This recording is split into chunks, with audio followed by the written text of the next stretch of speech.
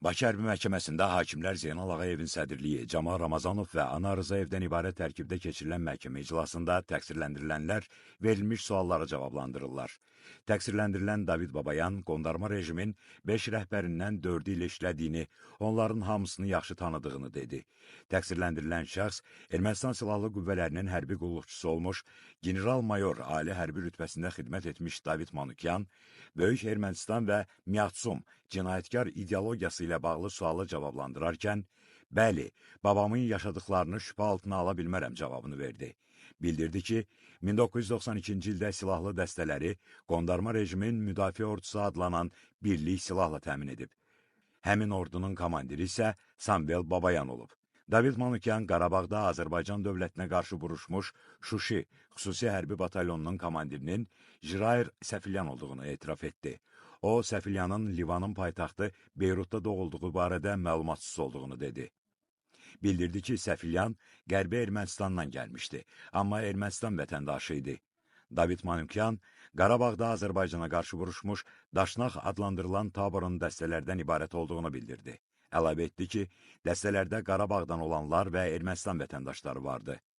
Bundan sonra dövlət ittihamını müdafiə edən prokurorlar tərəfindən təqsirləndirilən şəxslərə təcavüzkar müharibənin aparılması fəsli üzrə cinayətkar birliyin tərkibində funksiya və vəzifələr, habelə vaxtı ilə Ermənistan tərəfindən işğal edilmiş Azərbaycan Respublikasının suveren ərazisi olan Qarabağda hakimiyyətin zorla ələ keçirilməsi barədə suallar verilməyə başlandı. İlk olaraq təqsirləndirilən Arkadi Qukasyan sualları cavablandırdı. Dövlət ittihamını müdafiə edən baş prokurorun böyük köməkçisi Vüsal Əliyevin qondarma rejimin büdcəsinin formalaşdırılmasına dair sualına Arkadi Qukasyan bunun vergilər və Ermənistandan ayrılan faizsiz kreditlər hesabına formalaşdığını dedi. Büdcə vergilərin və Ermənistanın ayırdığı faizsiz kreditlər hesabına formalaşırdı. Onu nəzərə alsaq ki, bizim öz gömrüyümüz yox idi, əslində elə bizə məxsus olan pullar özümüzə geri qaytarılırdı. İdxal-ixracla bağlı gömrük məsələləri Ermənistanda həyata keçirilirdi.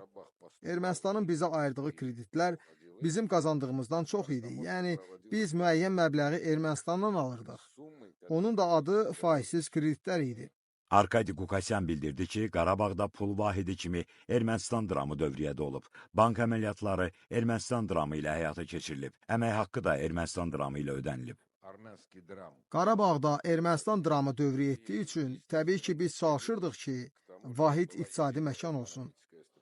Arkadi Qukasyan dedi ki, qondarma rejimin ordusuna təyinat da Ermənistanla birgə aparılıb. Ermənistan özünü münaqişə bitənədək Dağlıq Qarabağın qarantı elan etdikdən sonra bütün təhlükəsizlik məsələlərini Qarabağ rəhbərliyi ilə Ermənistan rəhbərliyi birgə həll edirdilər. Müdafiə naziri vəzifəsinə təyinat Ermənistanın müdafiə nazirliyi ilə razılaşdırılırdı. Rəsmi heç bir təqdimat yox idi. Şifahi razılaşma əsasında baş verirdi. Qondarma rejimin silahlı birləşmələri kim tərəfindən idarə olunmasına dair Baş prokurorun xüsusi tapşırıqlar üzrə köməkçisi Tuqay Rəhimlinin sualına belə cavab verdi. Ermənistan təhlükəsizliyin qarantı kimi çıxış etdiyini gizlətmirdi. Təhlükəsizlik birbaşa ordudan və bu strukturlardan asılı olduğu üçün ordu vahid komandanlıqsız ola bilməzdi.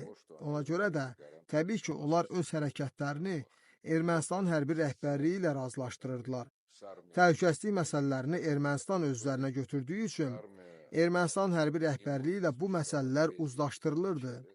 Ali hərbi rütbələr kimlər tərəfindən verilirdi sualına isə belə cavab verdi. General-mayor rütbəsindən yuxarı olanlar Ermənistanda verilirdi. Arkadi Qukasyan dedi ki, Ermənistanla o zaman işğal altında olan Azərbaycan əraziləri arasında heç bir nəzarət buraxılış məntəqəsi olmayıb. Ermənistan vətəndaşları Qarabağa gələndə və Qarabağ vətəndaşları Ermənistana gedəndə qeydiyyat aparılmırdı. Ermənistandan Qarabağa başqa ölkələrin xarici vətəndaşları gələndə onların qeydiyyatı aparılırdı. Məhkəmənin növbəti iclası martın 14-də davam etdiriləcək. Məhkəmənin baxış iclasında təqsirləndirilən şəxslər və onların müdafiəçiləri, zərər çəkmiş şəxslərin bir qismi, onların hüquqi varisləri və nümayəndələri, habelə dövlət ittihamını müdafiə edən prokurorlar iştirak ediblər. Qeyd edək ki, Ermənistan dövlətinin, onun dövlət qurumlarının vəzifəli şəxslərinin, hərbi qüvvələrinin və qanunsuz silahlı birləşmələrin bilavasitə rəhbərliyi və iştirakı, şifahi yazılı qaydada verdiyi tapşırıq, göstəriş və təlimatları, maddi, texniki, şəxsi heyətlə verdiyi dəstəyi, mərkəzi qaydada idarəçiliyə əsasında, eləcə də ciddi nəzarət altında Azərbaycan ərazisində daxili və beynəlxalq hüquq normalarına zidd şəkildə Azərbaycana hərbi təcavüz etmək məqsədi ilə yaradılmış, həmçinin Robert Köçəryan, Serj Sarkisyan, Vazgen Manukyan, Vazgen Sarkisyan, Samvel Babayan, Vitali Balasanyan, Zori Balayan, Seyran Ohanyan, Arşavir Qaramyan, Monte Melkonyan və digərlərinin rəhbərliyi, bilavasitə və dolayı iştirakları ilə Ermənistan dövləti, o cümlədən sözü gedən cinayətkar birlik tərəfindən aparılan təcavüzkar müharibənin gedişində törədilmiş çoxsaylı cinayət faktlarına dair cinayət işi üzrə 15 nəfər erməni əsilli təqsirləndirilən şəxs ittiham edilir.